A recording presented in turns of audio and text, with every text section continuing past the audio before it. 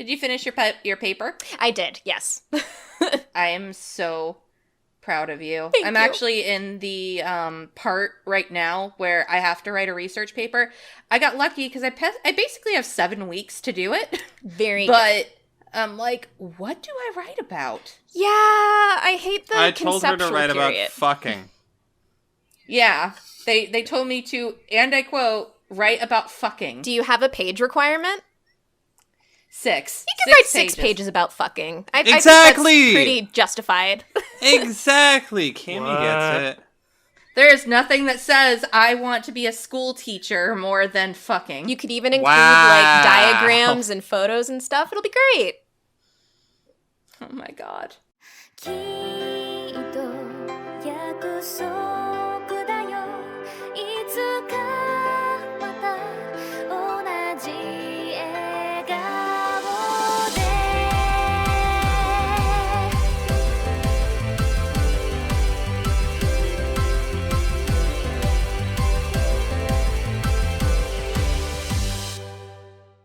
Hello and welcome to Annie Chatbox, episode 130, where 5 friends snuggle up in a teeny tiny space to talk about all things anime. I'm your host, Cassie, today, and I'm excited because we'll be talking about my host choice.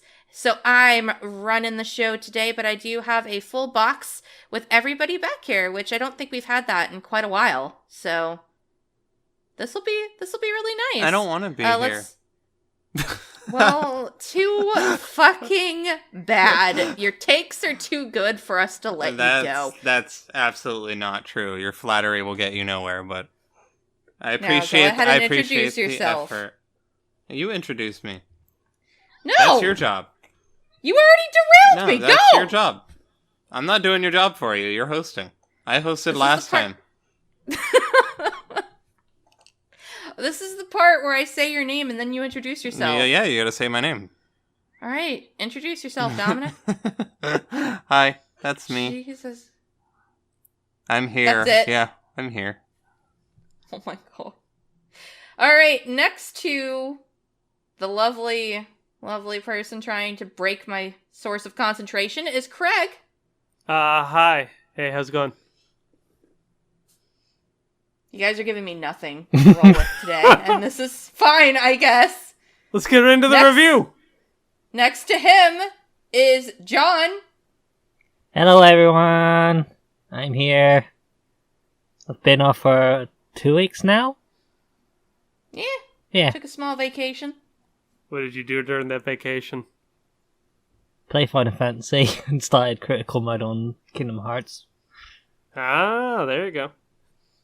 Cammy, what have you been up to? I had to write an essay yesterday, but I am very happy to be here. Did you finish your paper? I did, yes. I am so proud of you. Thank I'm you. actually in the part right now where I have to write a research paper. I got lucky because I basically have 7 weeks to do it. Very good. But I'm like, what do I write about? Yeah, I hate the I told her conceptual to write period. about fucking. Yeah, they told me to, and I quote, write about fucking. Do you have a page requirement? 6. You can write 6 pages about fucking. I think Exactly! that's pretty justified.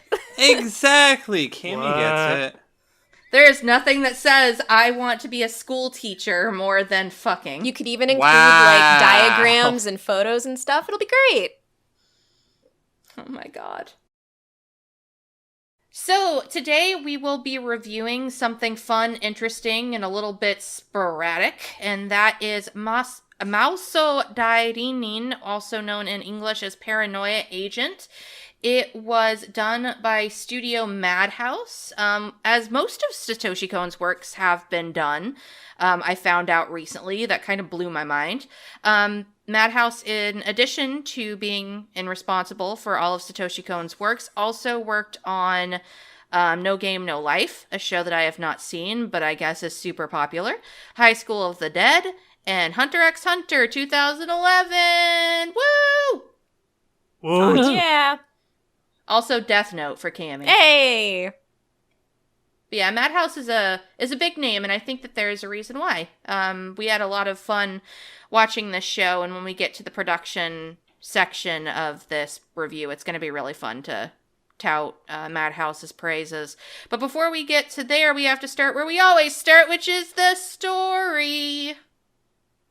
And boy, is that going to be a wild ride. Does anybody want to come up to bat and give their initial impressions?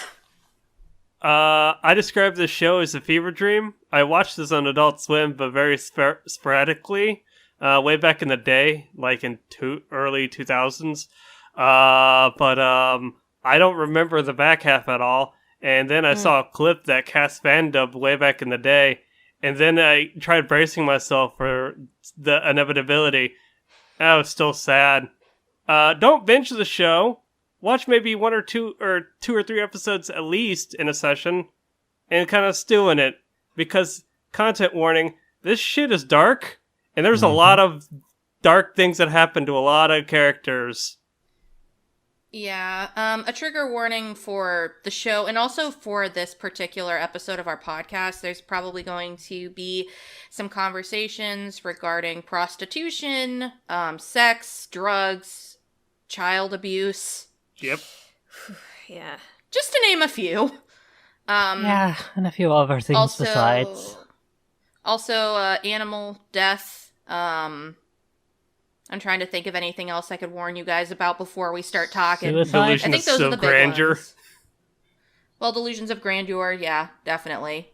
Obviously, it dives into the mental health of a lot of characters, so that can be kind of triggery for some people. So if you read Paranoia Agent and you don't get that paranoia is an aspect of the show, that is definitely there. Mm-hmm. It's not a fancy title that's there just to be silly or just make a statement. It's all about paranoia and the collective unconsciousness and a bunch of other fun little things. Was I missing anything? No, I don't Dementia? believe so. I guess is also part of. I mean, if dementia is triggering to you, I suppose. Yeah. I think one thing I was surprised by with this show, for everything that I had heard and observed about it beforehand, I was pretty much expecting a show that was going to really just be looking into the lives of horrible people, like people that on the surface seemed to be fine but had some bad quality to them. And I definitely think there are certain people in this show that I would consider horrible, but I think the bigger perspective is that this show wants to show us how far and like in actions, like how awful people can get or are willing to go when they're backed into a psychological corner. Like just how far off the rails people can go. And I think it does a really, really good job with that, personally. Also, I think that it's very important that this show both begins and ends with people on their cell phones, commuting, living their lives, and coming up with just excuses, apologies, blatantly lying about not being able to come to work, things like that. Like, it's just a bunch of people who are basically taking their lives for granted or are just being, I don't even really know how to put it. I'm in a really weird mind space today. I apologize, guys. Weird time to review Paranoia Agent, but or is it starts perhaps. But yeah, the show starts with that kind of complacency. Yeah, thank you. Craig, you're so smart. It starts with that kind of complacency, and the show ends with that kind of complacency. Mm-hmm. Yeah. So, like, the overall problem of the show, I don't know if you consider this a spoiler, but I don't think so. If you're looking for a story that speaks about the human mind and how making a change in the world isn't going to happen overnight, this is one of those shows. Yeah, essentially. It shows that, and I think that that's one of its underlying themes, is regardless of the steps people take to fix a system or a state of mind or to even interact with people, you're not always going to come out the best. I'd say that the person who got closest to the eye of the matter really ended up being the most broken person by the end, at least psychologically speaking. So yeah. that there's a lot being said about humanity and how we interact with each other as people, and how that may never change. Mm-hmm. Exactly. And I think that overall that's the main, like, story of Paranoia Agent without going into specifics. Yeah. It's kind of hard without talking about each character, because it does seem kind of episodic to, like, in the first half, and then it really comes to a head in the back half. I remember mentioning a certain character, and I'm like, well, it's interesting that we saw them show back up again, and it pays cadence to what you just said. Despite, like, an initial change, you could relapse, or the change doesn't happen overnight, essentially. Mhm. There's also a really, like, the show does a really good job of showing interconnectedness of people, like, in a society, which is also just really neat. I think I originally noted this in characters, but I think it fits better in story. I just really like how there are situations where you will, like, glance at a character in one episode centered on a certain character, and then it's like, wait a second. Oh, it's this character again. They have their own episode. Wait a second. And you just, like, you draw these connections, whether they are like associated personally through relationships, or whether it's like parallels of people's personalities. That was just a really cool story aspect, I thought. It's a bit of a 6 degrees of separation situation as well. Like, you can very easily tie any one character, maybe through a couple of steps, to any other character in this series. Exactly. Yeah. I think another cool thing about this story is it starts out as a very, I won't say by the books, but kind of, you know, something we've seen before in anime. Like, there's a dude who's trying to solve a case of this street assailant. And that's basically what you're given is, oh, okay, this one character was attacked by a street assailant. And then that streak of attacks just continues, and you follow the police, and you're trying to figure things out logically, and then it gets to a point in the story where things kind of go off the deep end, and nothing is what you think it's going to be anymore. The way you think everybody is connected is not necessarily the way they are, and instead of talking about each individual case, it kind of goes from the very specific to, by the end, the entirety of humanity in one kind of centralized motif.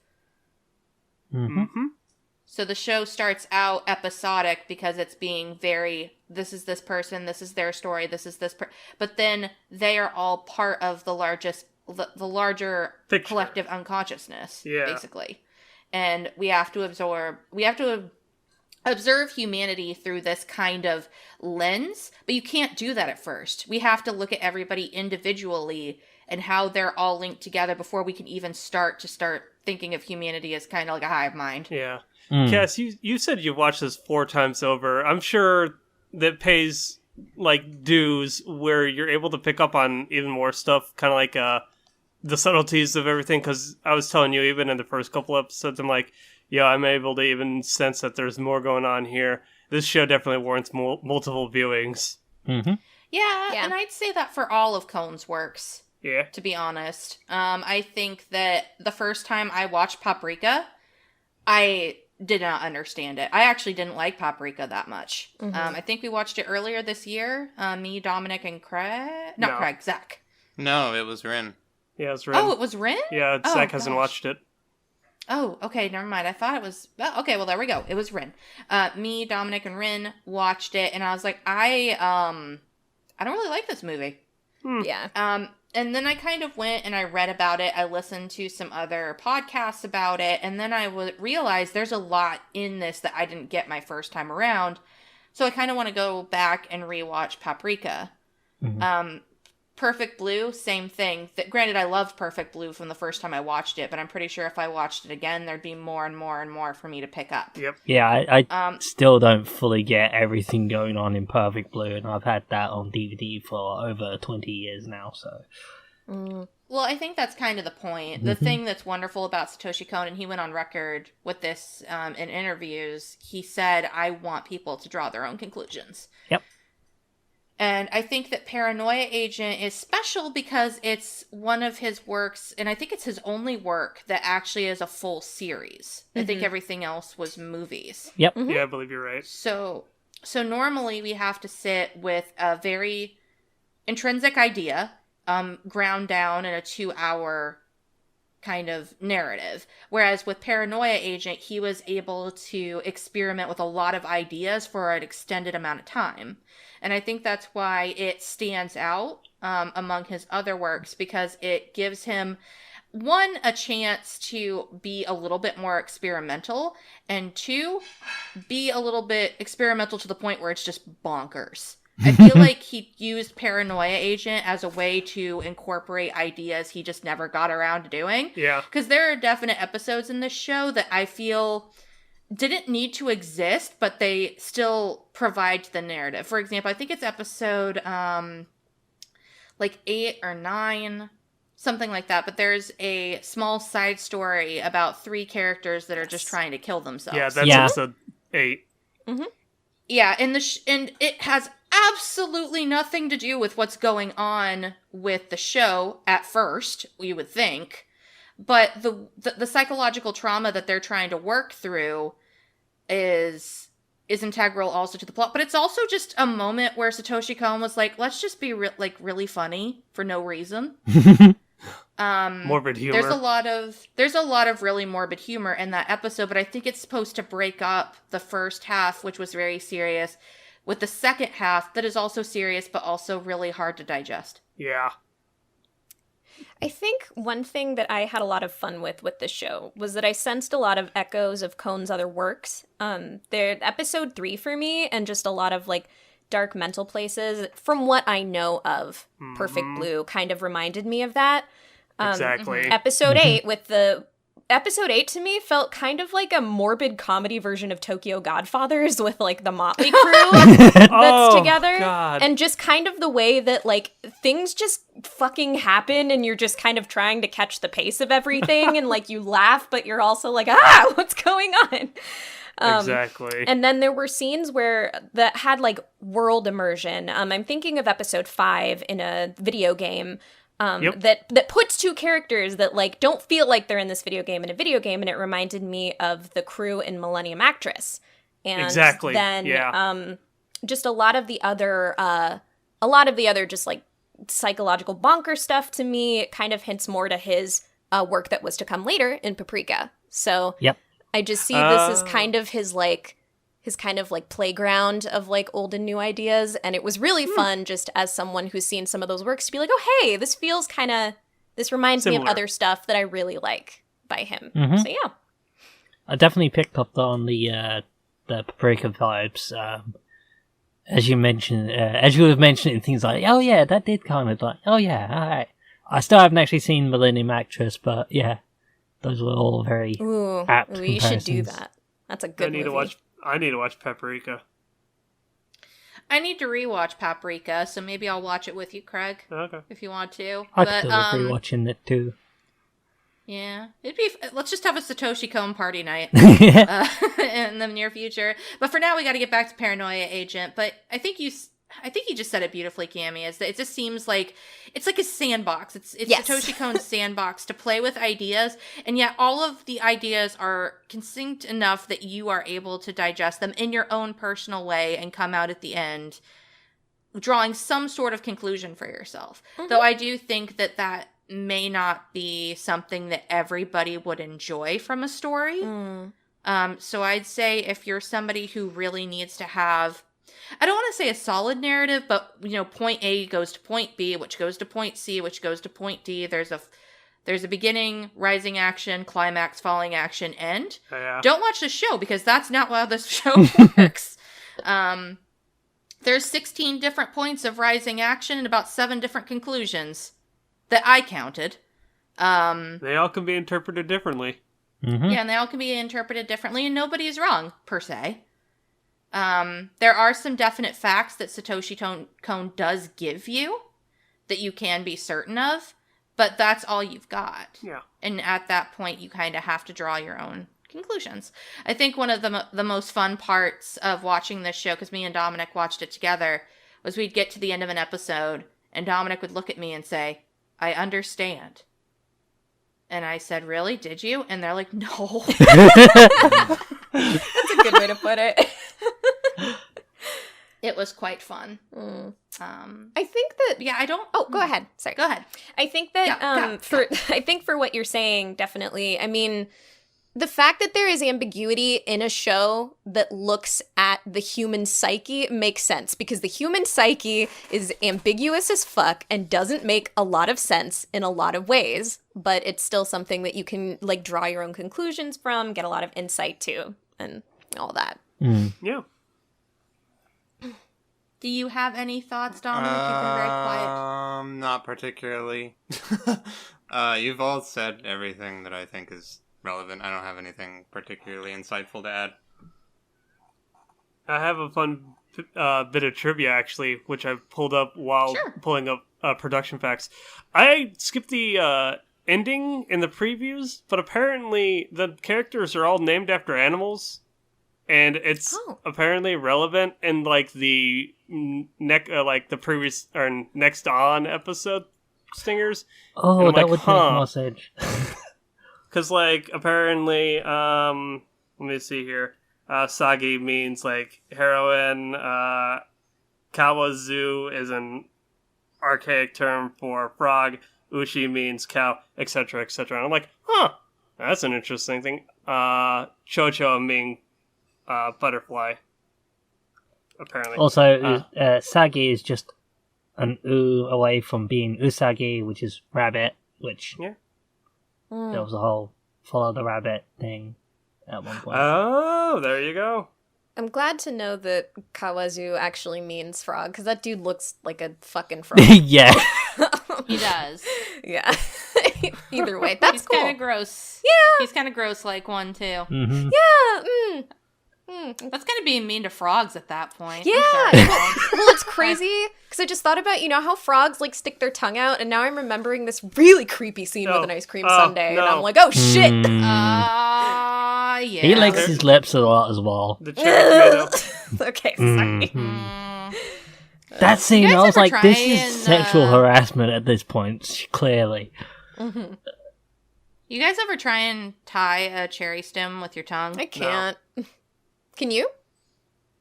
I cannot. I can undo a wrapper from a Starburst, but that's pretty, about it. That's pretty impressive. Can't do the cherry stick. I hear some people can, and it's supposed to be indication you're a good kisser, but Yeah. oh no. I think that was Interesting. schoolyard rumors gone wrong. Yes. Speaking of rumors gone wrong, that is a very apt point in this show. Yep. How a person could say one thing and that thing could get to another person who can get to another person. Information travels, and as information travels, it gains momentum, and it also vastly changes what the original intent was. Mm-hmm. And that is something that is a central theme in the show, and I don't see it explored a whole lot elsewhere. I really like that this show tried to dissect this kind of part of humanity where we try and spread rumors or we try and interact with each other. Yeah. There's an entire episode that's called, I think, Etc. Yeah, episode Yeah. And it's 9. all about women gossiping about stories, and the more they talk, the more out of hand things get. And then, of course, the end of the episode is just showing like how sometimes people will value being able to being involved in the conversation and those around them. Like they more just want to be part of that collective, which is really, really interesting. Does anybody else have any central themes that you want to talk about real quick before we move on to characters? I can't think of anything. I think we covered all the themes that I can pull up. Characters? Yeah. Let's move on to characters. I think that this is a wonderful show because it has an ensemble cast. I love ensemble casts, and I love when they are done well. Before we talk about characters in general, we can go ahead and highlight some of our favorites with trying not to spoil to the best of our ability. I know that Craig and Dominic both were a fan of the main detective, Detective Ikari? You're correct. Ikari. So do you both want to just kind of talk about what you liked about him and how he became your favorite character? I describe him as the cop that says, I'm too old for this shit. Basically, he goes from the cop dad in Persona 4 to I want to catch this killer to starting to really question like the greater consensus of the world and the like world state, and questions his without going too deep into it, questions his place in the world. Like what lasting impact he leaves on the world and that sort of stuff. And I kind of like that. I just like the fact that he's got a level head on his shoulders for the most part. And then he smokes. He So You like that he smokes? yeah, there you go. He does smoke. He looks cool. What about you, Dominic? I guess what makes him the most compelling character for me, I think he's what I would consider to be one of the more constant characters in the show, rather than getting like a one-off episode and just kind of being around. Which a lot of the other characters tend to have. In addition, I liked he's also one of the more grounded characters throughout most of the show. Yeah. And his character arc, in addition, how it's sort of expanded on, like, through, not really by him, but by a lot of the people who surround him, as well as his, like, his occupation and stuff like that, I thought was relatively interesting. Another thing that I really like about him is he does remind me a lot of the detective from Paprika. I think that I think that Satoshi Kon took this character and was like, I just want to expand on him just a little bit more. Interesting. Instead of being a police officer, it focused more on him, pursuing film and so on and so forth. But it does just speak more to what Cami mentioned about how he seems to go back to these works later or build on the foundations. And I think that's really cool. Yeah. Yeah, I enjoyed Ikari as well. A lot of the reasons that Dom highlighted. For one of the characters that we follow consistently through the story, it was enjoyable to see where he went, and the fact that he has an arc with, to me, some, it's not left ambiguous. Like, he has an arc that isn't left ambiguous was very satisfying. Yeah. There was a number of characters I was considering putting as my favorite character, and Ikari was also one of them. Although I don't really have much more to add beyond that. I think he's an amazing straight man to all of the, not only to Maniwa, especially later on, but also to just everything that's going on around him. Yeah. He is the one who, for the most part, is able to stay sane and on point through most of the show, and we don't actually get to know much about him until he reaches a point where he's questioning himself, and I think that that's really important and really cool. And I think that they purposely did that with his character, and it was definitely a highlight for me this time around, because I was never a huge fan of him my first few watches through. Not sure why, but now I like him a lot better because I'm able to, well, probably because I'm older and a little bit wiser and able to see what they're doing with this character now. But I agree, he's a really cool dude. Yeah. I liked in episode 5 was the one time that he got flustered without context. He's just like, give me a pack of smokes. What? Give me a pack of smokes! And it's so sad in a way, too, because he was like, yeah, I stopped doing that, and then, yeah. Listen, the system is beating him down.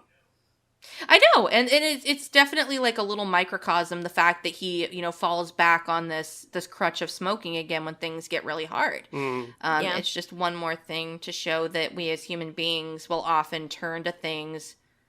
I mean, heck, I've been trying to lose weight for forever, but when I had the opportunity to get McDonald's yesterday, you bet I did. Yeah, given devices, that sort of stuff. Yeah, I mean, people do it all the time. Especially in times of high stress. You want that comfort, that... Just because they play hand in hand, Cammy, do you want to talk to us about, is her name Misai? Misai, sure. Yeah, Misai. Yeah. It's hard to talk about Misai outside of spoilers. What I will say is that she came in very late to the game in this show, and it's interesting because there's only one shot of her in the opening. And I was like, okay, when's she gonna show up? I'm just not really sure. And I was waiting for her episode to be like a lot of the other episodes that we've had. I will say that they do a lot with her character that takes a lot of the themes and expresses them with like a whole different spin, basically. It shows you there's another side of humanity. There are complexities that people go through. There's a lot about self-determination that I think is expressed through her character. And I also enjoyed that she kind of had a role near the end of the show as well. Yeah, it's really hard to talk about her outside of spoilers. Yep. But I guess you're good. Yeah, I guess what it was is that she surprised me and left a lasting impact on me. So yeah, she's awesome. I was glad to see you had her as your icon, actually. Cassie said it best. She's a great wife. Yeah. She is. She is the wife I hope to be one day. Damn, I like that conviction. Yeah, she's... The thing that's great about her is that she... Not only her character, but everything that revolves around her is just this consistent state of duality, of looking at words, phrases, and things that have happened to her in her life, and looking at them, and not only a negative, and observing and accepting the negative, but also accepting the positive. And we very rarely get to see both sides of the coin with the rest of the characters in the show. Yes. So she's this weird enigma, and because of that, she's a very powerful character in both the story and the narrative. Very well said. Or as a character and in the narrative. Blah, I could talk today, I swear. No, it was well said. Very well said. Want to give us a few words about Maniwa there, John? Yeah, Maniwa is the buddy cop of the buddy cop duo between him and Ikari. He's the younger recruit in the force who got paired up with Ikari.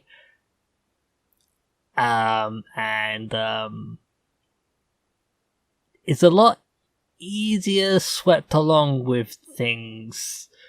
That's one way of putting it. That's very true, actually. In comparison to Ikari, who's just like, what the fuck is going on? I know what things are. Manu was just kind of like... I'm too old for this shit. Yeah, Manu is the antithesis of that. Yeah, Maniwa is the younger point of view of the two, and he's able to sort of relate to other characters in ways that Ikari doesn't, or struggles with, which comes into play later on. A lot of the reasons why I really came to like him are things that happen later on that I can't really go into without spoiling huge things. But he was an interesting character from the beginning, I felt. But you see like hints of what's to come for him later on in those early episodes too. I really liked his centric episode. I think it's episode 7. It was just engaging and like very, very eerie. It was good. It was very good. Tensions were high that episode. I also just like that he's so sassy. He like is more than willing to put Ikari in his place. He's like the good pop to the bad cop kind of. There's a scene in almost every scene where they're interrogating somebody. Ikari is the one that's in their face, trying to grate information out of them. And meanwhile, Mani was like, "Oh, you have a granddaughter? That's so sweet." Yeah, like. And they balance each other out really well in that regard. And I think one of the great things about Maniwa is Maniwa gets very close to the crazy stuff that's going on in this world. And that adds to his character's benefit and to his character's detriments and what his ultimate fate is. Yeah. And I think that he is a good representation of when you get too close to what's going on in the human psyche and how you'll come out of it in the end. Yep. Cool. I do think that the rest of the cast is also very intriguing. Almost every single character that is introduced in the first, I'd say, 5 or so episodes, centers around their life, their story, and their trauma. And the way that they're set up is really good. I also liked Hirumi Chono's episode a whole lot. You're correct. She also suffers with duality, but in a completely different way. That was my favorite episode. That one's Her so episode. good. That's such a fucking great episode. It is one of my favorites. And honestly, now that people have mentioned the Perfect Blue tie-ins, I kind of want to go back and watch them kind of back to back. Should. I also just really love the set pieces in the show. They're kind of like characters in of their own. Kind of like in episode 3, there's the voicemail machine. Yep. Which is really cool. There's radios everywhere for a couple of episodes. Static noise. I guess we'll get more into that into production, but I just like that. Yeah. I just like that a lot of the set interacts with the characters as well. But I guess we can get into that in production. Does anybody have anything else to say in characters? Did you mention Tsukiko?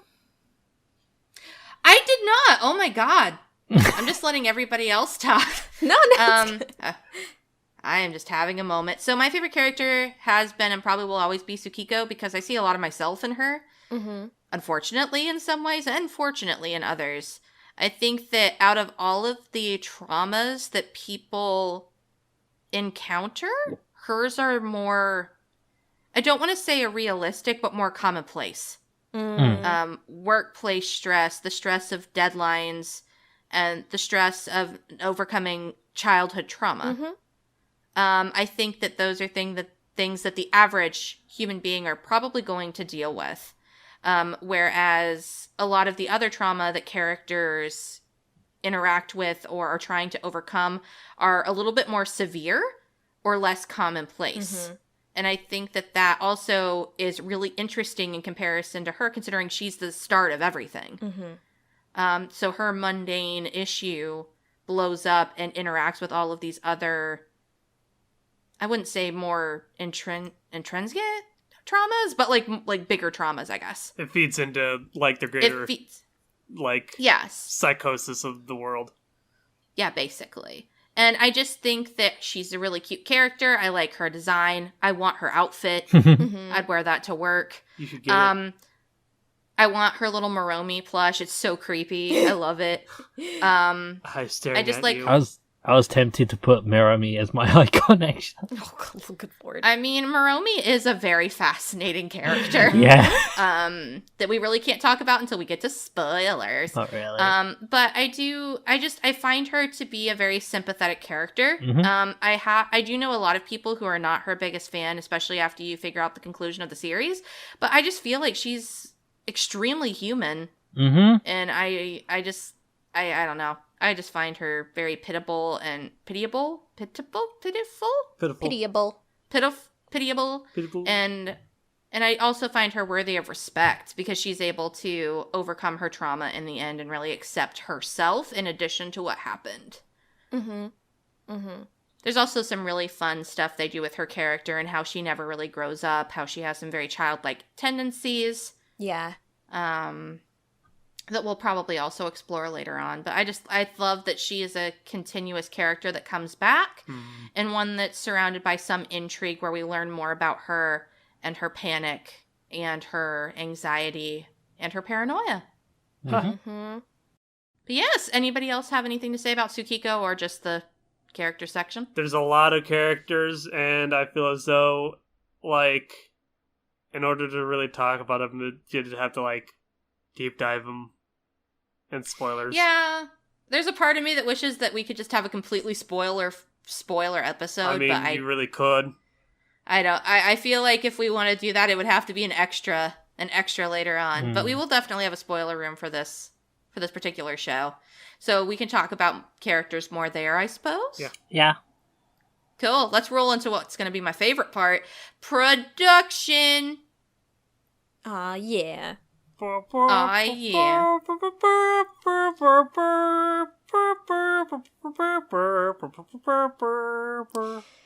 Can we Do we have a Craig's Credit Corner? Ooh, yeah. Not nearly as fleshed out as the Promare one, albeit. Director, obviously, Satoshi Kon. You said it, Perfect Blue, Tokyo Godfathers, Paprika. Writer, I honestly thought Satoshi Kon wrote this, but apparently Seishi Minakami wrote this. Also did the screenplay for Paprika. Also did the series composition for Scientific Railgun. And the sequel season on that. Music is Suzumu Hirasawa. Also did the music for Paprika, Perfect Blue, Berserk. This person obviously actually has gone on tour and I think does more than just anime joints. So good on them. Obviously, original anime. So there you go. Very nice. Yep. Can we talk about the opening just because it's so fucking Yes. cool? It's amazing. Like, It's so good. It's just so, like, honestly, before I even knew about this show, I knew about the opening, just because I don't know, I stumbled upon it among the internet, but just, like, maybe I was looking for creepy things, and, like, the first thing that I heard people say is just how creepy and unsettling it is, and it's just in this way that you wouldn't expect, like, something to be creepy, but it's so befitting of the show. And it's just, it was fun also to watch it and see just, like, subtleties about, like, okay, these are characters that I have met, these are characters I'm going to meet, sometimes the background that they were juxtaposed upon, not only what added to the, like, unsettling contrast, but also was relevant to their story. It was really cool to see those little hints, and the song is weird and creepy, but I like singing it, and it was just, like, it was one of those openings that I watched every episode, and it was also a treat that I got to have while watching the show. mm-hmm. They're all laughing Yeah, in the exact same way. Really, The exact same. Yeah. And it's not even like laughter that looks natural. No. It's just like, it's like they're being forced to laugh. I was with Cammy, going back to her character. I was like, I see this woman in the opening. Where is she? Yeah. I was getting to the back half. I'm like, oh, there she is. And as you said, juxtaposed to like the situation on the screen or like the environment. Still not necessarily understanding of the moon. Well, okay, apparently it's in the next on previews at the tail end of the show. But yeah. I also like that it's a lot of it's in the city in Tokyo, and then you see the crowd passing by as people are just standing around. Like, But it's also just edited really well. Like, Oh, yeah. the cuts and stuff are well timed.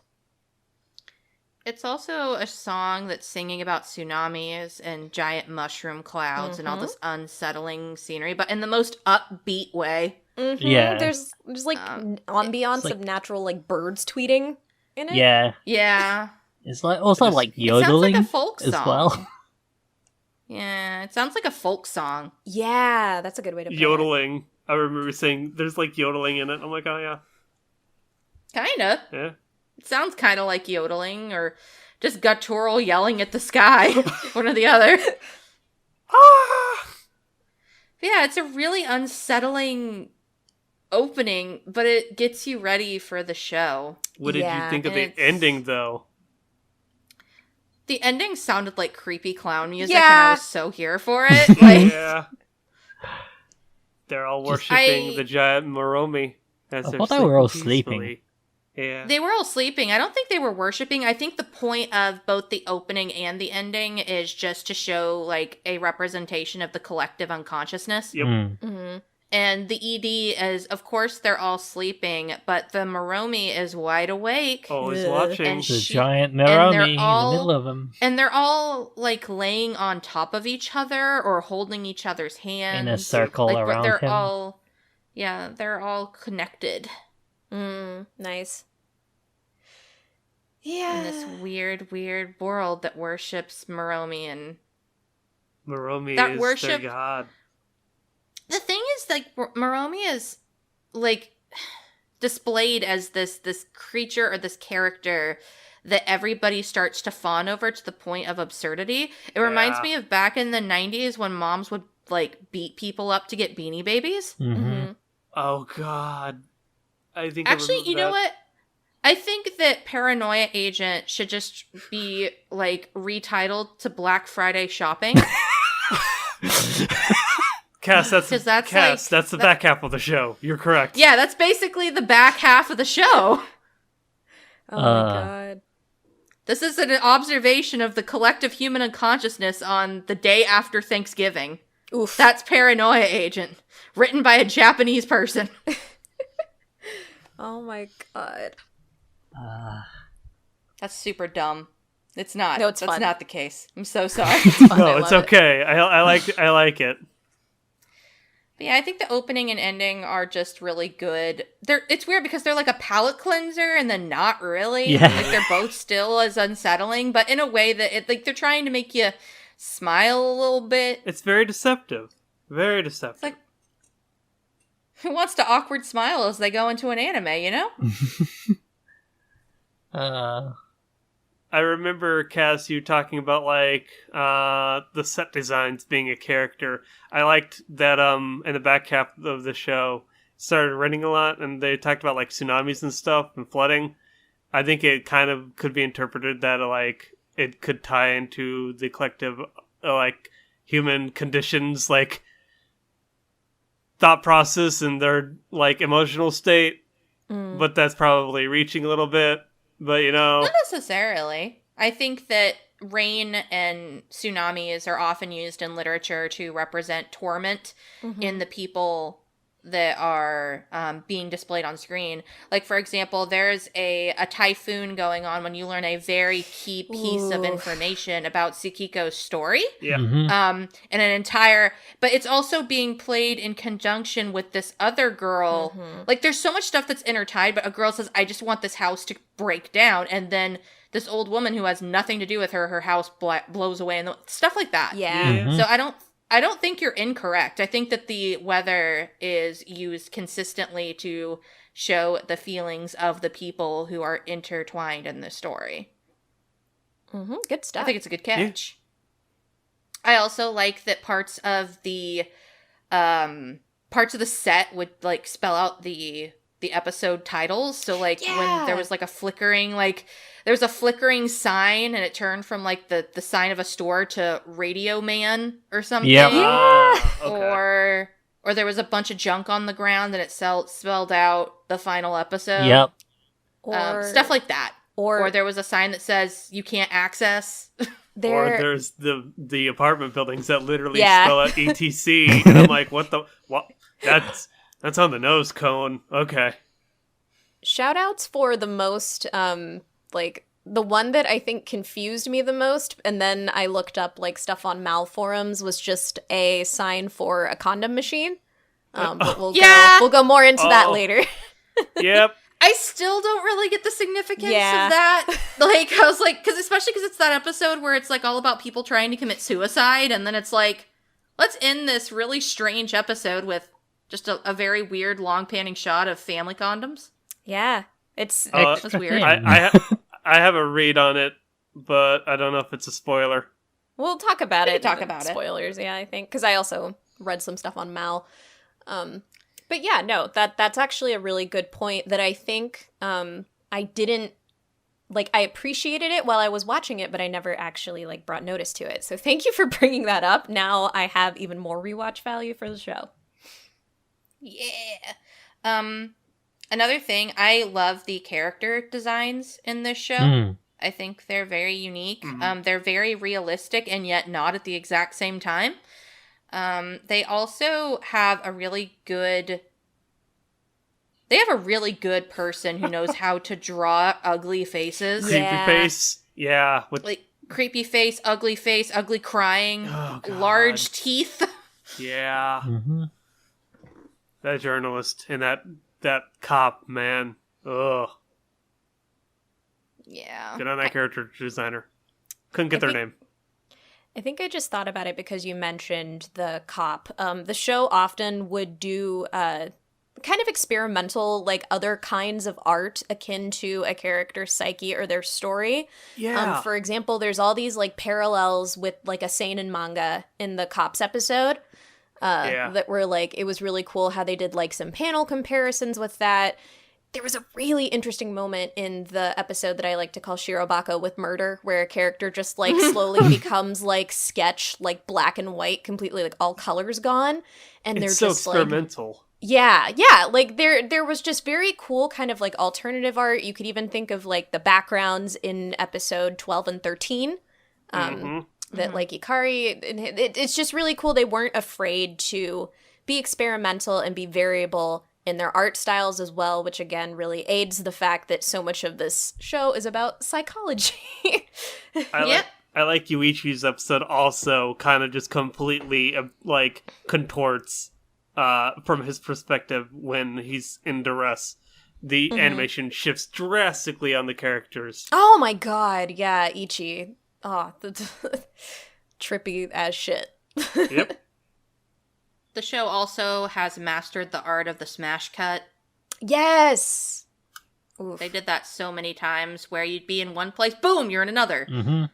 And you'd be observing information that you... this was especially apparent in Shirobako with murder. Oh my the guy god! kept either falling asleep at the wheel or waking up in other places. And, like, honestly, it's very hard to tell whether he was ever in that car at all. But yeah, or he was always driving. Yeah, so it's interesting. But yeah, they smash cut a lot. They use a lot of really interesting cinematography. One of the most iconic scenes in this show for me was in episode 3 when Chono is standing up after having an argument right before they get hit with the bat. And it just shows her face. Yep. This is iconic. That was good shit. Yes. I like the garbage yard as well in that episode. Yeah. That episode also has a lot of really good smash cuts. Yeah. Do you have anything to say, honey? You guys, the only thing that I particularly had to say was about the wide variety of different cuts and transition techniques that varied from episode to episode depending on like what the episode was about or who it was focusing on, which y'all basically covered. So no, I like how the color palette changed a lot. Like sometimes it would be a lot brighter, especially when they're like showing scenes of like Moromi or Detective Ikari's scenes towards the end. I really liked how the end of the episodes always had this really strange long rant from the old dude. Man. That made no sense, but I try to pretend it does anyway. Was he on the moon? Yeah, he was on the moon sometimes. Oh, okay. I think the ending where he was changed each time, I believe. Interesting. Yeah. He just rambles, and then it shows like the stuff that's going to happen in the next episode. Yeah. And then it always ends with a bat being brought down, which is really cool. Yeah. And in all of the endings, it's the same character with a bat, except the very last one, which was cool. Which I loved. It was good. What did you static noise is used really well. Yeah, especially in episode 7. Holy shit. That was so unsettling. They also used, I believe they used noise on the screen as well. Like visual noise on a few occasions. Yeah. And just... They're... Going back to environments, some environments were like extra clean, some environments were super messy. And I think that also tied into mental state of people around there. There's so much good things about production in this series. It's a lot to take in, and there's layers to it, and that's why I like this. I like it. Like it ties into the characters and their world, and like their world state essentially. Yeah, I mean, the production is just as much a character in the show as anything else is. Yeah. That alone is a good reason to give this a rewatch, to be honest. For production. Yeah. What did you all watch this in? I watched this in dub. Sub. I watched it sub, but after I heard who some of the cast members are in dub, I actually really want to watch it dubbed. Because Liam O'Brien is Maniwa. I think that's so fucking cool. You are correct. I want to hear that. Sam Riegel is Shonen Bat or Little Slugger. Johnny Young Bosch, I think, is Ichi, doing a really high-pitched voice. You are correct, Yuichi. Yeah, it's Johnny Young Bosch. Michelle Ruff is Tsukiko. I want to see it in dub next. I saw the dub on Adult Swim a long time ago. Yeah. And I remember I didn't hate it. So it was probably one of the better earlier dubs that I recall. Yeah. But I don't know. I can't remember very well. I think the Japanese cast did a really good job. Nice. I watched it in Japanese, but somehow I also knew Shonen Bat was called Little Slugger somehow. I don't know Yep, you are correct. why I knew that. That's what they call them in the English. Yeah. I didn't recognize a ton of the Japanese seiyuu, although Tsukiko is voiced by Mamiko Noto, and she is very prolific. A couple roles I know for her. She was Sawako in Kimi ni Todoke. She was Anna Liebert in Monster.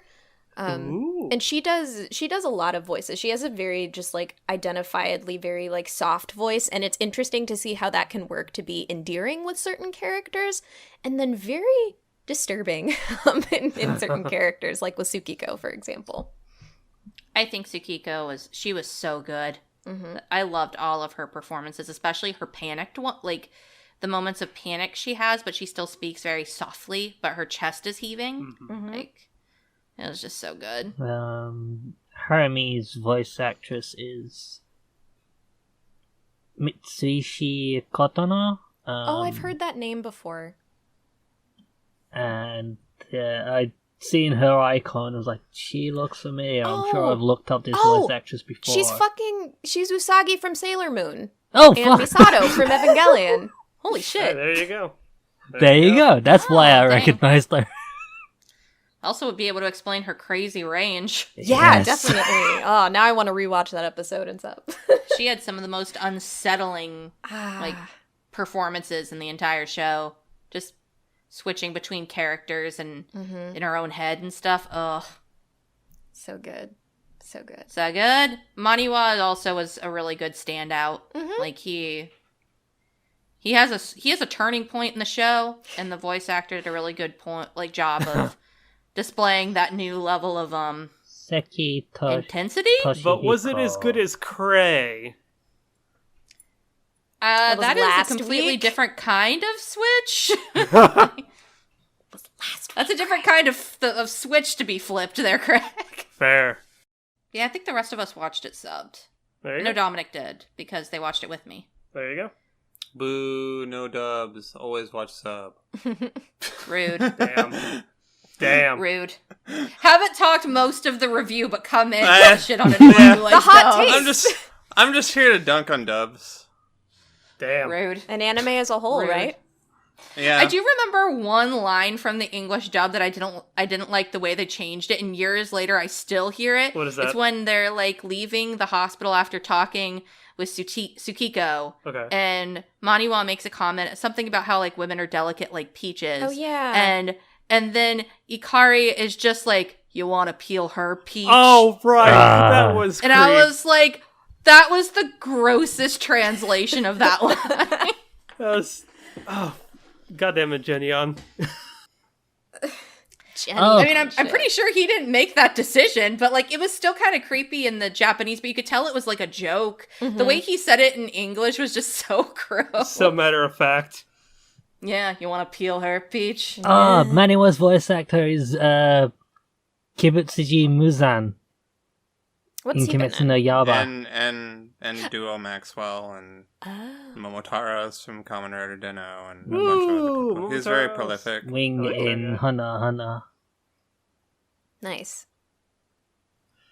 Lots of prolific voice actors and actresses in this production. Yeah. Which doesn't surprise me because it's Madhouse. Yeah. They can get the good people.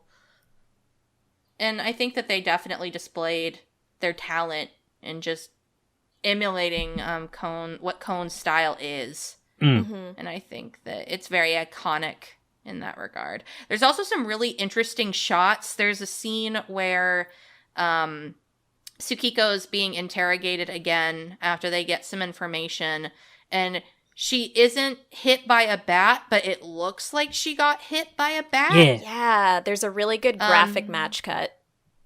Yeah. And that happens a lot throughout the show, but that's one of the more iconic moments for me. Do you guys have any, without going into spoilers, that you just kind of remember?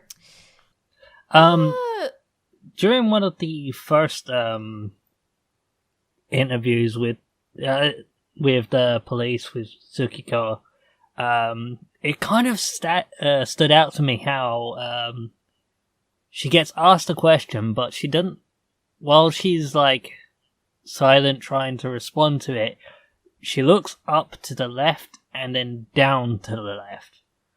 And I remembered something about which direction you look is whether you're lying or or recalling a memory. And up to the left is audio visual recollection, and it's visual recollection, internal, external, and down to the left is audio recollection. That was it. I ended up looking it up. There is a really cool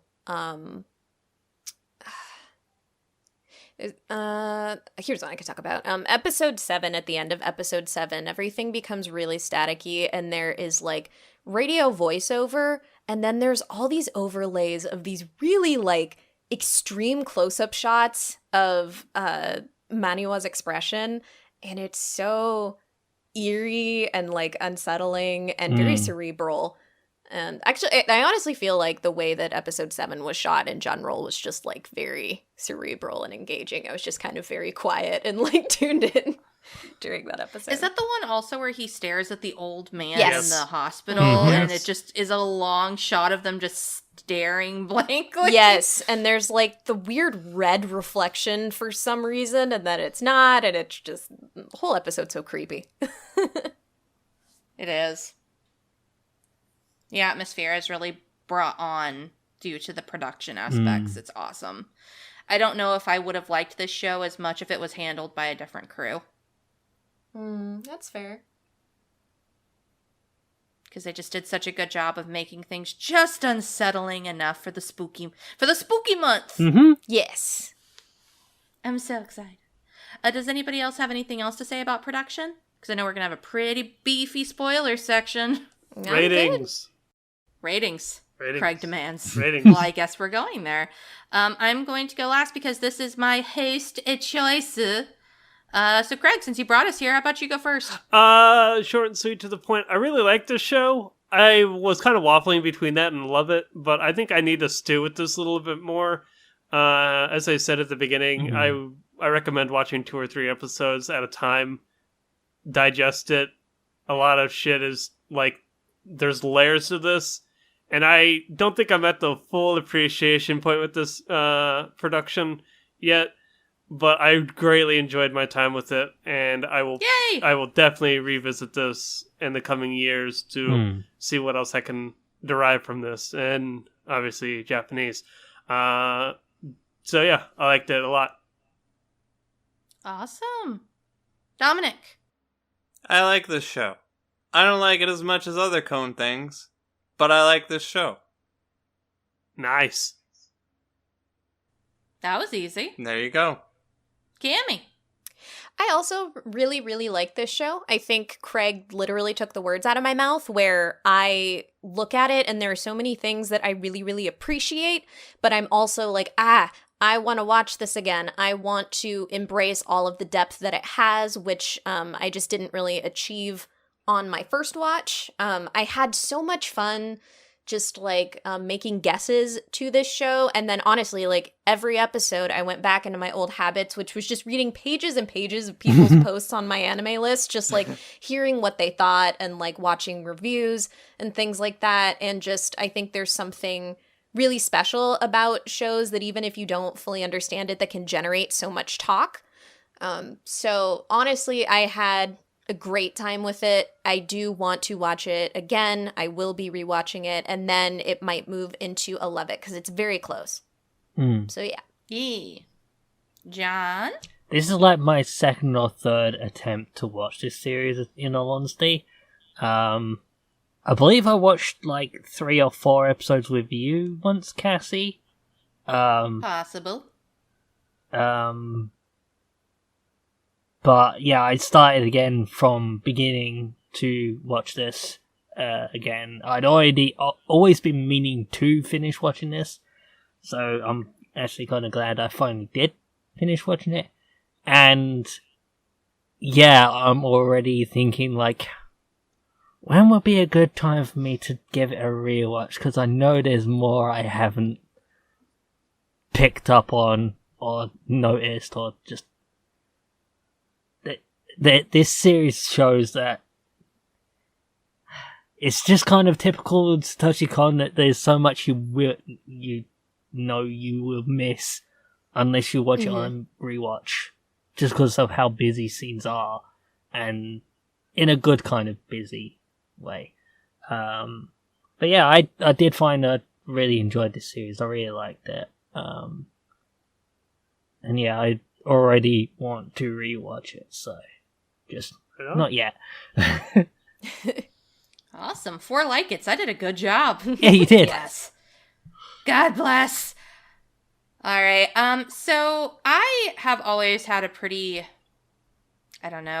close relationship with this show. I watched it a long time ago when I used to watch anime on Adult Swim when I was a kid, and I wasn't supposed to because it was bedtime, but I would sneak down to the basement to watch Adult Swim, or I would record it on VHS tapes and then watch it the next day just to date myself a little bit. And one of those shows that I watched consistently was Yu Yu Hakusho, one was Full Metal Alchemist, and one was Paranoia Agent. And I don't know what it was about this show because I was way more of a weenie when I was a little kid. I actually can't typically handle stuff like this. And I definitely couldn't back then, but there was just something special about it that made me want to digest it a little bit more. When I was younger, I had a really hard time dealing with stuff that talked about psychosis or the collective unconsciousness, or just anything that made me think about myself as anything more or less than one little speck in time. And I think that Paranoia Agent was one of the first things that I actually felt comfortable watching enough to actually start asking those questions. And as I've gotten older, this kind of stuff has become something that I absolutely adore and love. It's why I love all of Kon's other works, in particular Millennium Actress and Perfect Blue. But I do think that on my list of Kon's works, this one's probably above Paprika and below probably everything else. But that doesn't mean I don't love it. It is good. It is one of the better animes out there that I think explores the topics that it does. I do think there are points where it loses focus. Yeah. But I feel like it's intentional. But again, there are those moments in the ride that are a bit bumpy, or at the end of the day, do you really understand anything that happened? And that's really going to grate some people's gears. But for me, I love that shit, so I love the show a whole lot. I'm going to keep it at a love it, but I do understand why people would want to sit with this. And for the love of God, please do not binge Paranoia. No. I will kill you before you can. Get past episode 6 in a single binge, and Cass just comes out of the ether with a scythe and says, "I'm here for your soul." No, I come out with a bat and say, "Wow, Tadaima." Oh, part of the crooked bat. Oh no, Cass! A crooked golden bat. My shiny golden inline skates. Can you skate? I used to be able to. Now I'm a few 100 pounds, heavier. So. I could never actually do inline skates. I was never coordinated enough to do it. Weirdly enough, I'm really good with skating and ice skating, but I can't walk properly, so I don't know. That's interesting. Maybe I just put all of my skill points into roller skating. You just At the spec for that. Just you have to sacrifice 1 point for the other. Yeah, at the beginning of all life, God's just like, okay, where do you want to put your skill points for balance into? Most people put them into basic walking and perception. I put all of mine into inline skates. There you go. But yeah, I love this show. If you do like Satoshi Kon or this show and you have not for some reason seen Perfect Blue, it is available now. You can buy it. You can watch it. Right now is the best time, ironically, for every one of his works except Paranoia Agent to give them a watch. There's no excuse for you to not get your hand on, a copy of Paprika or Perfect Blue or Tokyo Godfathers. They're all amazing masterpieces. The one we want to highlight today is Perfect Blue because I think it, more so than all of the other works, carries a lot of the same themes as this particular show. Mm-hmm. It asks a lot of its viewer to pay attention. So again, I would not watch Perfect Blue if you are not alert enough to digest the information, but if you are, it is a wonderful piece. A lot of filmmakers have actually been inspired by Perfect Blue. So even if you just want to be part of that zeitgeist, Perfect Blue is a good show to watch.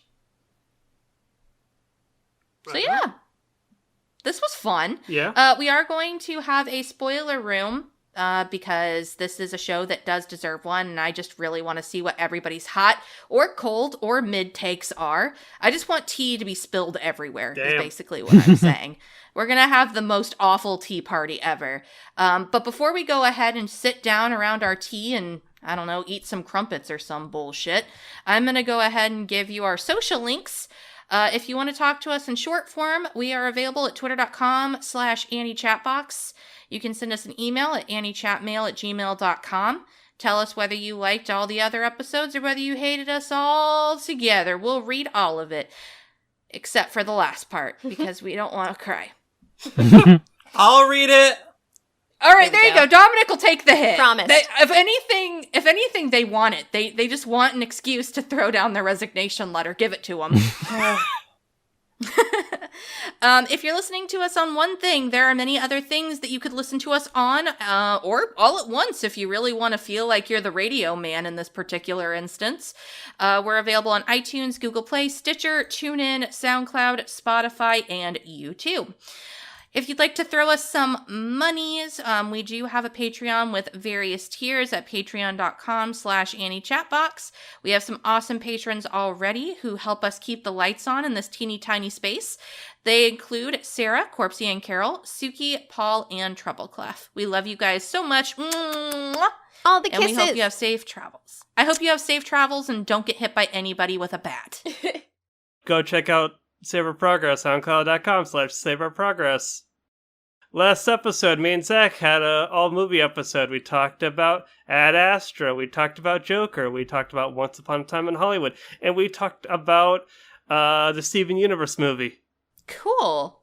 Yeah, so go listen to that. Okay. Actually, before we go into the spoiler room, I just wanted to share a little story. Please. That happened. We were watching Paranoia Agent, and then randomly we heard this banging in our corridor. And Dominic got up faster than I have ever seen them move to go unlock our door. Oh my gosh. And I was like, oh my god, that was so spooky. And Dominic was like, yeah, I was spooked too. And I was like, probably halfway because we were watching Paranoia Agent. And they were like, yeah, probably. 'Tis the season. Yeah, right. I don't even know what they were doing, but it was very loud banging. I'm glad that you are all safe. Yes, we are good. As far as I know, for all I know, we could all be dead already, and we don't have shadows, and we won't realize it until at least 20 minutes have gone past. Oh, can we start there? Can we? Sure. Okay. I really liked episode 8, and episode 8 with the Suicide Pact was one of the episodes that I think I had the most insight on reading Mal message boards, because there were just so many little details that I didn't catch. First off, I did not fucking get the shadow was why the guy freaked out. I just did not. I did not understand that. Earlier in the episode, I got a sense when Zebra saw the guy who just jumped in front of the train, and he and he got off and just dusted himself off, and I was like, that's suspicious. But then for me, it was really like when they took the photo and they were screaming. Yeah, that was the bit that confirmed it for me. I guess Same. I just forgot shadows exist. So.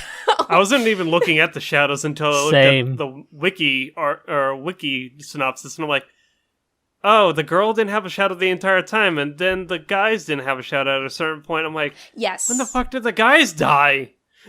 From what I read on the Mal forums, people think it was when they took all the sleeping pills and then the building got destroyed, whatever, with the big ol' wrecking ball. Okay.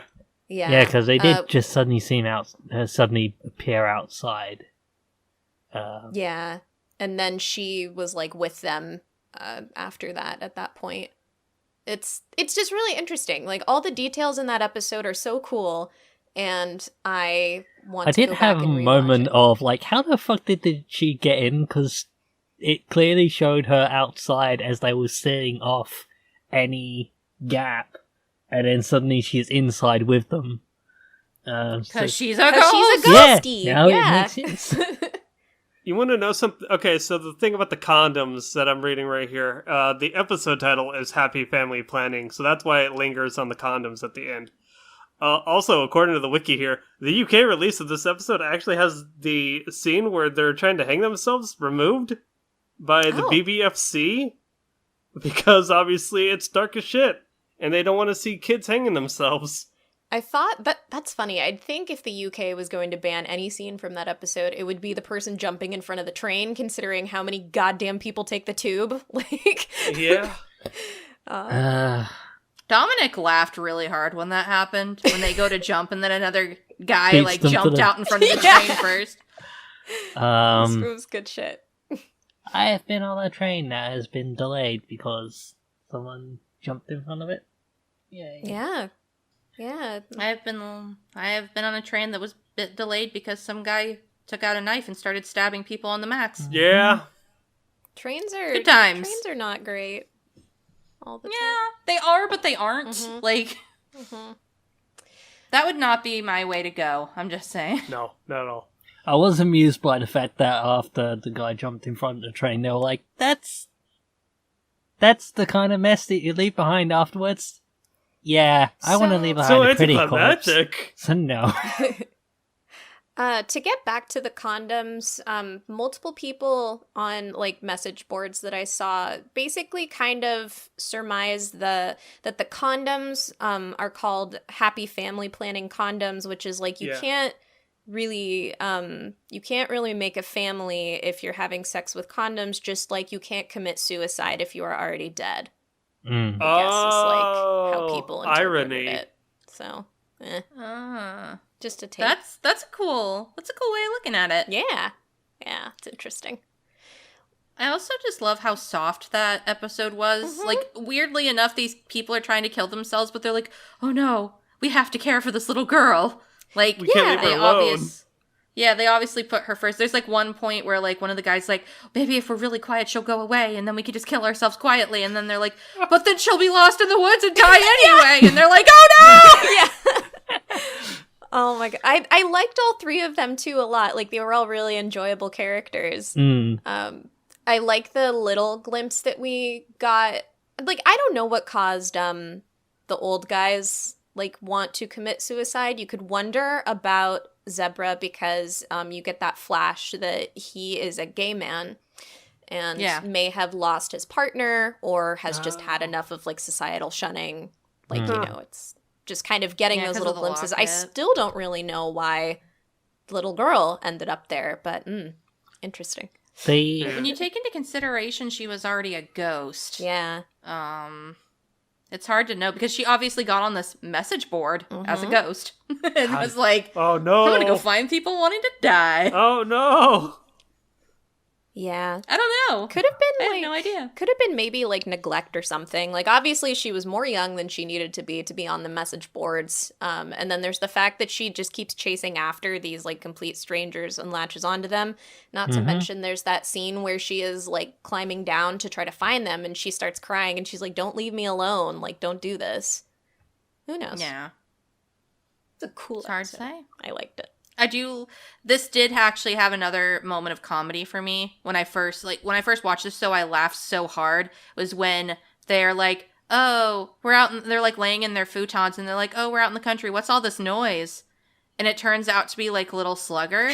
And they're like, "Oh man, we've been waiting for you, man." And they like chase him out of the fucking inn. It was very funny. That was so cute.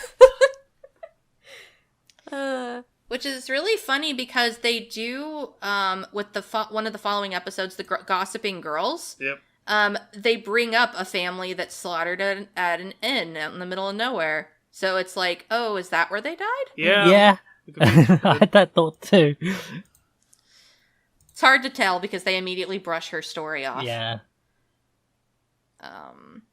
But yeah, the show knows when it wants to be funny. Another moment I laughed was with the girls telling the stories, and like one of them was like a really like shoujo romancy That was kind of so like good. story, and he like went up to like draw the leaf so that she wouldn't die because now all the leaves would fall, and then he turns around and Little Slugger's just chilling with her, and then she falls over dead, and then he falls off the ladder and dies.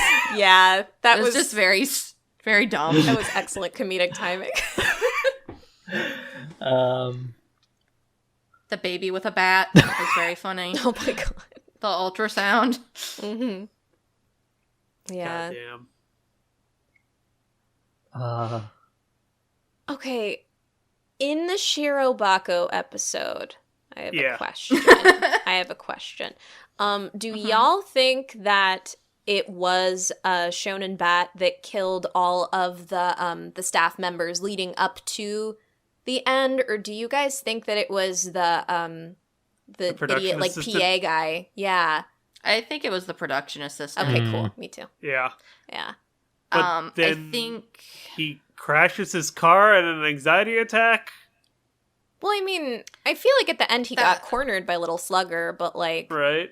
yeah. I just asked because they make it ambiguous how the other characters die, but it makes sense because he's just, while he is incompetent, he's also stressed out and like really fucking mad at all these people that are tearing him down. And they show him. we also do get a scene of him actually, killing the director guy. Yeah. Yeah. And that was the scene where he was taking his frustration out by smacking the cardboard box in the Boxes. storage area, and then flicks the all of the power switches for the entire building. Yeah, yeah. No, I liked that episode a lot, just again for like very subtle but good storytelling and like revealing things.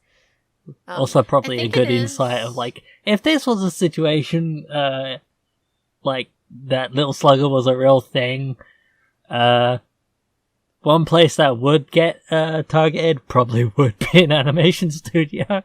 Mm-hmm. I think that also it's left to interpretation though, because like the girl who was doing the keyframes, who he had to go and pick up the stuff for, like he didn't know she was dead. No. He just like walked in and was like, "Oh, you're doing such a good job, thanks," and then leaves. And then it shows him being frustrated because everybody was mad at him because he didn't, notice she was dead. So I don't think he killed her. No. Yeah.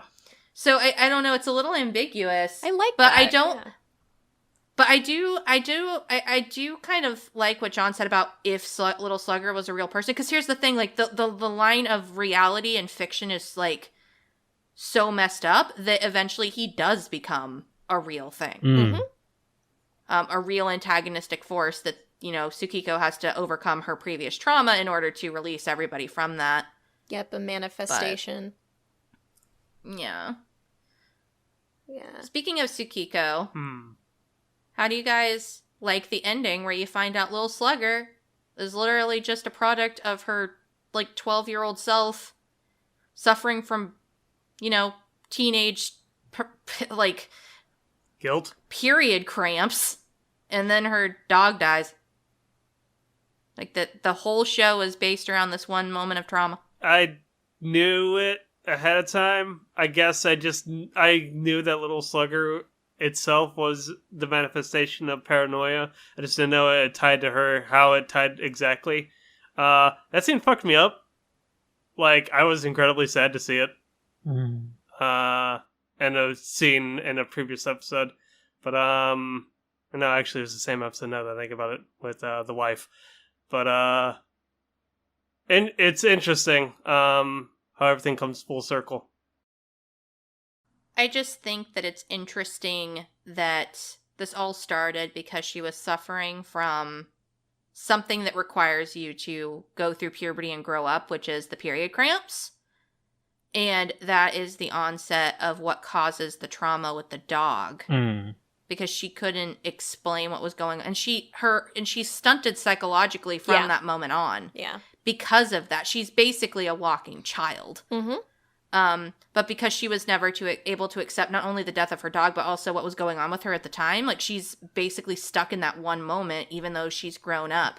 And it's also interesting that when she feels cornered again in her life, she goes back to a lie she told when she was like 10. Yeah. That's really significantly showing something about her character. But then things get out of control because she thinks it's just her lie. But then that lie spreads. Yeah. And then it keeps escalating and escalating. There's scenes where, once you know the whole twist at the end, if you go back and watch the show, it's really interesting. Like, there's a scene where she's watching a bunch of TVs. Yep. And she's like, oh God, this is getting so out of hand. And then someone knocks her into the window. Mm-hmm. Mm. Like, face reality, bitch. And she's like, no. Or She's like, there's no. Yeah. Or there's a scene where they, quote-unquote, catch the copycat kid that looks like Lil Slugger, and Moromi just turns off the TV. Kozuka, It's like, yeah. yeah, it's just like, you gotta go to work now. And it's just like... I'm going to That's protect a your good very one. fragile Yeah. mind. Yeah. And that's the interesting thing about Moromi, is that all she cares about, the only thing Moromi cares about is protecting Tsukiko's fragile psyche. Same with Hmm. Ikari, too. I also noticed The that world of escapism. So Kozuka went with the story that that Tsukiko told and started being a bit of a copycat, and that spiraled into everyone else's imaginations going wild, and the real shonen, the quote unquote real shonen bat going around. But it wasn't around until Kozuka's death that Episode 7. Shonen Bat started killing people, because before that he was just sort of smacking them, sending them to the hospital, and they'd wake up somehow cured from whatever was causing them stress. And I'm saying cured with like big quotation marks as well. Mm-hmm. But it was after Kozuka's death that Shonen Bat started killing everyone instead. Because, of course, everyone's like, oh, he's killed someone now, so now he's killing people, and therefore he was. And then the rumors about him started going even more out of hand, and it twisted this fictional, this other entity that is Shonen Bat into those forms. I also really wanted to take a moment to talk about Misai. Yes. Yeah, the wife. Give you the floor here, Cammy, since she was your favorite character, but she had some really good scenes that would be fun to talk about. Yeah, definitely. I love the, again, just masterful directing and setup by Satoshi Kon. I love how we're first seeing her and she is just in complete misery. They're saying something about the operation. She says there's no money. She's like walking home all alone. And then you see, as she gets to her house, the silhouette of Shonen Bat across in the room, and she's just like, oh, I know who you are. And she's just like, and of course you're here because I feel this way and this way and this way, but I need you to sit down and I'm going to talk to you about my life and what's going on. And the way that basically her narrative is weaved through the behaviors of like Shonen Bat, like as he gets larger and more monstrous when she's really talking about being at like the depths of her negativity, but then like how he's unable to fully, like he wants to swing the bat, but he's he's unable to completely do it as soon as she goes back to talking about her husband and how much she has been moved by a lot of the words that he's told her. And you just find that she basically, like I said before, she becomes a perspective, a symbol of just like self-responsibility and just accepting things for yourself and choosing to move forward, not just escape from them, to face them. She's very brave. There's a weirdly eerie, but to me also very powerful scene where she just laughs like crazy laughs. In front of the face of danger, in the face of Shonen Bat, and you see Shonen Bat's force is like equally bewildered. He was just about to swing the bat down on her when she starts laughing at his face, and he just is like, what do I react to this? Yeah, and I mean, I think he does nearly hit her. There's like that scene where she has the blood running down like her he forehead. grazes her face. Yeah. But she just by someone that she loves, but also I think a lot of her own self-perseverance just becomes unshakable and shows us basically kind of the another side, I guess, of like what we've seen with like society and handling stress and handling like dark things in your life. And I was really impressed. I love when the house just like shatters and she's sitting there in that field, like sitting like a resolute Buddha or something. It's very cool. Yeah. And I love the fact that wasn't the end for her either. Like in her last moments of life, she then also becomes a force to move Ikari forward. Even when escapism. Yeah, even when he's basically already descended, and as Cassie mentioned, like is kind of a fucking hypocrite by the end of her episode. But she, because of like her love for him, manages to pull him back a little bit. She's just very impressive, and I liked her a lot. She also very good scene.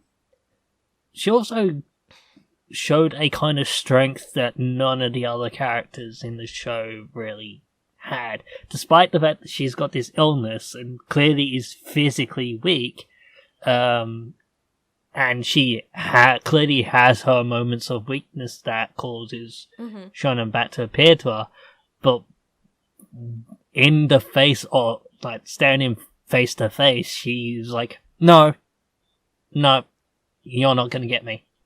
And here's why. And she just shows this strength that none of the other characters really show. I mean, yeah, definitely. I think that like she also is still aware of some problems. Like she even mentions that she knows that she feels like her husband is using work to like avoid her. Yeah, exactly. But again, it's kind of it's an awareness, but then also a choice to keep moving forward despite that. Yeah, that like really comes from her, and that's good, because like anybody with any illness or mental health, it's like, yes, these things are inevitably going to exist, but what am I going to choose to do? Move forward, essentially. And it's very powerful, like to a point where she's like, I'm sick, we've had a miscarriage. Like, even she mentions the fact that Ikari wanted a daughter because he didn't want a son that would hate him just as much as he hated his own father. And I'm like, fuck, man, this is so heavy yet so juicy. In the last couple episodes, this is so fucking good, palpable. I love it. And then when she disappears in front of him, I'm like, that hurts. Yeah. Even the little montage they did like right before that, it was just so good. And I was like, wow, this is just like a small chunk of the story, but to me it was just so engaging and so feelsy and like very good. Very good. That I will also say that the elevator scene, with the fucking creepy old man as the which floor do you want to go to? I want to go to where my husband is. Very well. that sent a chill down my spine, actually. Oh, man. Yeah. But yeah, the good stuff. Let me think. The only other episode that I can think of that like stood out to me outside of Maniwa, just essentially like episode 7 diving into madness, episode 11, where he full on just becomes a video game protagonist and starts fighting Shonen Bat. I'm like, you clearly got insane. He talks to like dolls to get hacking into the net. I'm like, what the fuck is going on? This is very experimental. What? Maniwa just went absolutely bonkers. I think when we see him in I think it is at the end of like Misai's first episode, and he's like in the bushes, it like took me a millisecond, and I was like, that's fucking Maniwa. Like he just jumped off, and now he's like a bonkers guy in a costume. Okay. Like the scene where he's standing in front of the sign that turns into the episode title card. I'm like, is he trying to pull a Batman right now? Like all I need is the Batman cue music in the background, and it's just like, I'm Batman. One of the trucks that he rides on is Bat Deliveries. Oh my god. Fucking damn it. It is really cool and pretty crazy though, like how Cassie, you mentioned earlier that by the end, when like all shit's hit the fan, he is kind of the one just to be like, okay, I know things, we're gonna fix this, we're gonna make it happen. We need all of you to fucking engage and make this happen. Which is pretty cool. Like, it's nice that he didn't just, like, kind of have the shifting character and then disappear. Holy fuck, the last shot of this show, though. Yeah, I hear it fucked you up a little bit. I was just really tilted. I was like, wait, what? He's the old man now. Oh my god. Yeah, I at first continues. I at first thought that was still the old man, and I thought he was still alive, and then I'm like, wait, no. Because if you watch the end thing after the credits, it's now Maniwa. Yeah. And he's just got gray hair. I'm like, I've only seen this happen like twice in anime, and that's with two characters that have also been driven to a point of extreme stress that their hair completely went white. And I'm like, god damn. I've seen it a few times, but yeah. It doesn't happen very often. Yeah. Also now, in the new loop, it's not Maromi, it's this cat instead. It's a lazy cat or something. Lazy cat, yeah. And we don't know if Tsukiko actually drew this character or not. She seems like she's fine. She passes the frog journalist. She got a haircut. Yeah, she did. And life goes on. But also, real quick, as Cass said earlier, though, change comes like from within, and it doesn't happen overnight. So one thing that in the initial first half of the show, which kind of didn't sit well with me until the back half, was, oh, okay, so the lady with multiple personalities, she married the dominant personality gets married, and the other one's a prostitute, Maria. And at the end of her episode, she gets hit with the bat, and then she flashes forward to where she's with her husband, and it announces that they've caught the killer, or not the killer, the punk, little Shum Bat. And I'm like, okay, does that mean that she has come to a consensus with her character? Like, have the meeting of the minds finally happened? Has she made her peace with Maria? Or was Maria knocked out of her head with the bat?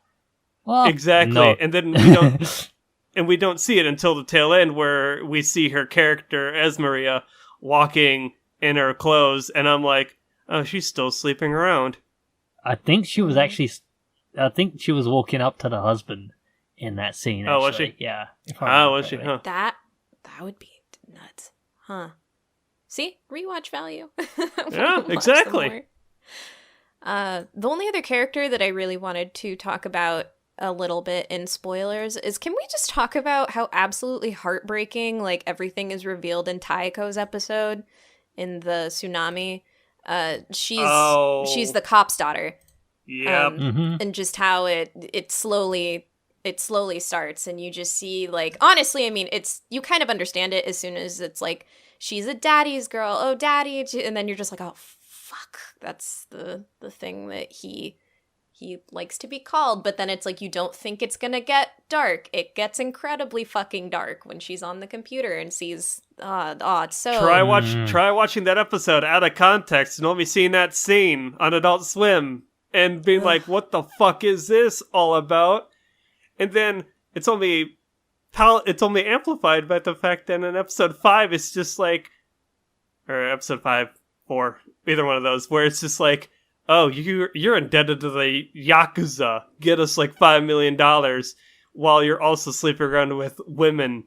It's just like, call me daddy. And I'm like, you are a despicable human being, you fuck. Yeah.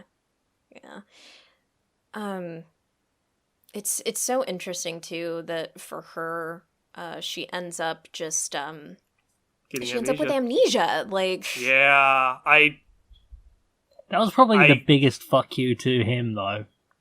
Like when she woke up, which is good. It was then. Well, she got what she wanted. She wanted to destroy his happiness. And he thought he thought she got that wish with the house being buried in the landslide, but no, that happened when she woke up and couldn't remember you. Yeah, that was just desserts, I guess. Yeah. Mm-hmm. So then, just trying to think if I've missed like anybody else. I kind of felt bad for Yuichi, and then like he turned really ugly towards Yoshiyama. I was about to say, you felt bad for him? That kid was a prick from like the moment I saw his narcissistic side. He's like I kind of felt bad that his reputation got dragged through the mud because of all the rumors about Shonen Bat, and he just happened to fit the description, but then like he just showed like, nah, you're an asshole. You fuck you. I don't know about y'all, but if I was compared to a kid that was going around attacking people, I wouldn't go to school in inline skates and a hat. But that's just me. The moment rumors about like a kid wearing golden rollerblades with a golden bat, and he's like, I have golden rollerblades and a golden bat. Maybe I should stop using these all the time. Just to be safe. Oh my god, Ichi. I really liked how the poster like ended up getting continually warped. From people drawing on it, just like suspecting that he was Shonen Bat. That was interesting stuff. It was pretty good. Can't think of any other characters to really kind of deep dive. I like the fact that it's episodic in the front half, and then by episode 7, when Kosaku gets killed by the apparition, as it were, things really start to get heavy-handed. Yeah. All right. Well, then I think if we are good on spoilers, I'm going to go ahead and close out this host choice episode. This has been episode 130 of the Annie Chat Box. We thank you so much for tuning in, and please be careful on your way home, walking around at night. Make sure to run away immediately if you hear the sound of roller skates or see a golden bat. Yeah. We will talk to you later. Boy. Bye-bye.